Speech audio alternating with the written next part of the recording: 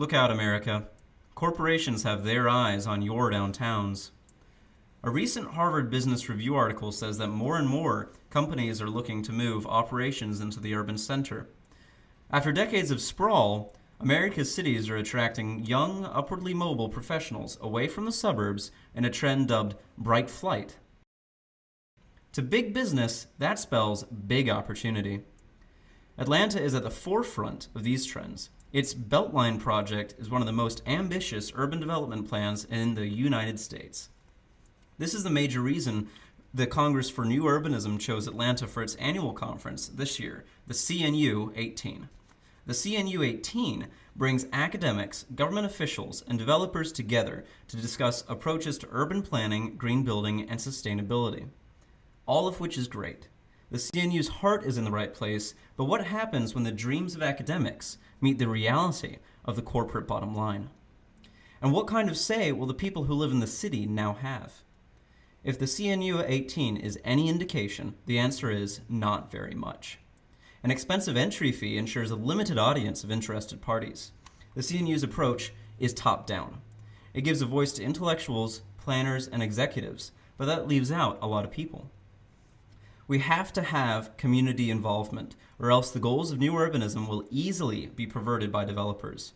Why should we expect anything different from the gentrification and urban renewal projects of decades past? And the live-work communities that represent the developer version of the new urbanism don't inspire much confidence. Communities like Atlanta's Atlantic Station or Glenwood. These things are blowing up all over the country. In 20 years, what do we have to look forward to? Is Disney's Celebration Florida the future of downtown? And if it is, will the people who live in the city now be able to afford to live there? The fact is, businesses do not have a great record of showing downtown or the people who live there much respect. In fact, they tend to treat it like their own personal ad space. Street artists have been fighting that attitude for years, taking back their neighborhoods one block at a time. Living Walls, The City Speaks, a conference inspired by these acts of resistance, is set to take place in August. It's our response to what America's cities are facing and a healthy counterpoint to the CNU 18.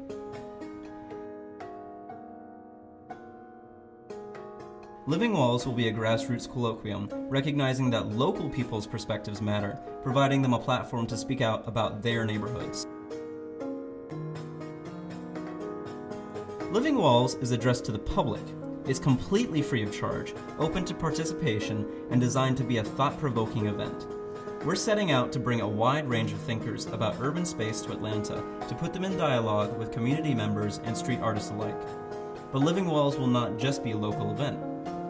We recognize that urban dwellers and creators across the globe are facing similar challenges. That's why the artwork of over 36 influential street artists from around the world will flood the streets of Atlanta as part of a coordinated effort to engage the public via street art. The conference will also bring in keynote speakers like Jordan Seiler of the Public Ad Campaign and Jeff Farrell, author of Tearing Down the Streets, Adventures in Urban Anarchy. And we have many more that want to come. Unfortunately, travel costs are prohibitive to many artists and potential speakers. That's why we need the Kickstarter community's help.